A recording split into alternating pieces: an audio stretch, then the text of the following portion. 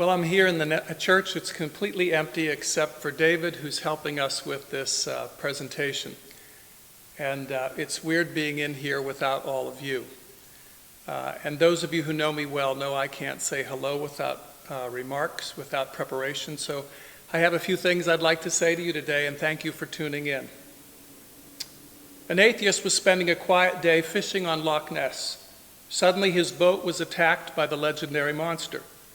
In one easy flip, the beast tossed the man and his boat high into the air.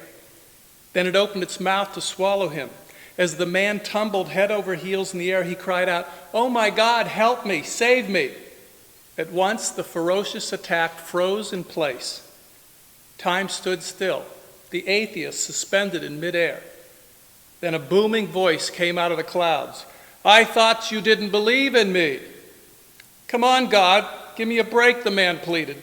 2 minutes ago, I didn't believe in the Loch Ness monster either. Now, here's where I'd like to have somebody cue the laugh thing. So you get me virtually, and thanks for tuning in. I miss you. I especially miss being at Mass with you. Even daily Mass, it's just so funny doing it all by myself. I said to one of my priest friends this week that we've spent our whole lives trying to get people to come to church, and now we're telling them to stay home. It's very odd. But this is the moment that we find ourselves in, and like all moments, this too is a God moment, although a very difficult one. When Jesus faced his suffering and death, the apostles were confused, they were lost. But he gave them the great gift of his body and blood.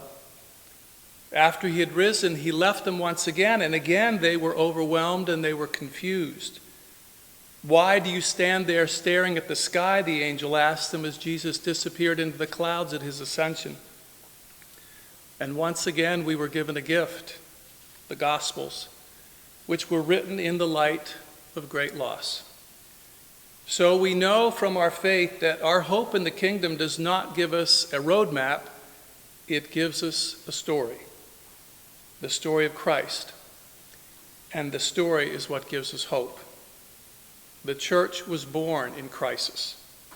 Crises are our spécialité de la maison.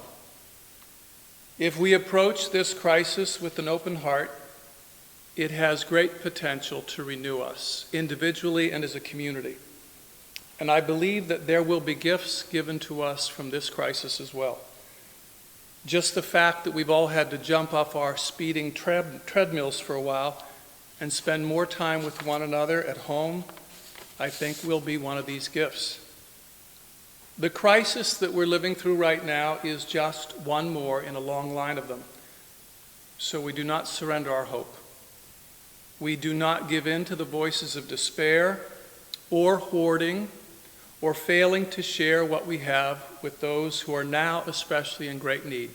Even as I'm speaking here on Saturday morning, Brown Bag is working to feed the poor. When any of us face a crisis, it really reveals a great deal about who we truly are. I'm confident that our walk with Christ will be deepened as we travel a journey with a virus. Do not lose hope. I have a couple of suggestions that might be helpful to you in your homes during this time. First, I suggest that you pray at home as a family. We had a wonderful old Catholic saying when I was growing up that the family that prays together stays together. We also remember that our tradition teaches that the home is the domestic church, a place of prayer and ongoing formation. You're at home with the word books that we gave you, can be a great way for you to pray together as a family.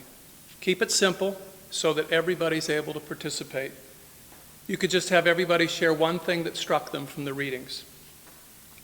Please plan on joining us at some point each weekend for our broadcast of the Sunday Mass. You can do so at your convenience, and that's something you never had available before. You can even do so in your pajamas. The Lenten book that we gave you can also be a help. Bible Basics for Catholics is a fun read. Pray the Rosary together as a family. At the dinner table every day, have everybody share their high and low of the day. This will keep family communication going well, and since everybody's not running off someplace, there is time to do this with perhaps more leisure and intention than when we are at life as usual. Pray for those who are sick with the virus, the elderly, those who are caring for them, all medical personnel, those who are researching for a cure, and all those who in leadership are trying to contain it. Pray for those who are isolated and have nobody to reach out to them. Reach out to assist your neighbors. Make more phone calls than usual. Please remember that our parish mission and outreach to the poor continues. As I mentioned, Brown Bag is working right now. Western Wake, Catholic Charities continues, all those different things. Thank you for the huge pile of donations that you brought in for that. Your generosity is always humbling to me. Please remember that we also need your ongoing support so that we'll be here for you when this has run its course.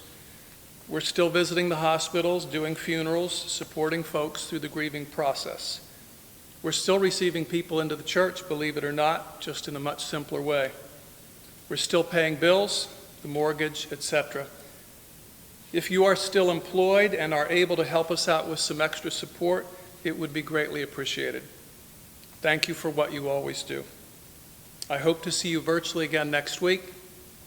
Thanks for tuning in. I miss you.